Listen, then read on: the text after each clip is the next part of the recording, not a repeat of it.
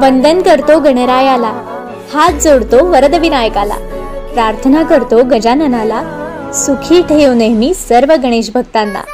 श्री गणेश चतुर्थीच्या शुभेच्छा।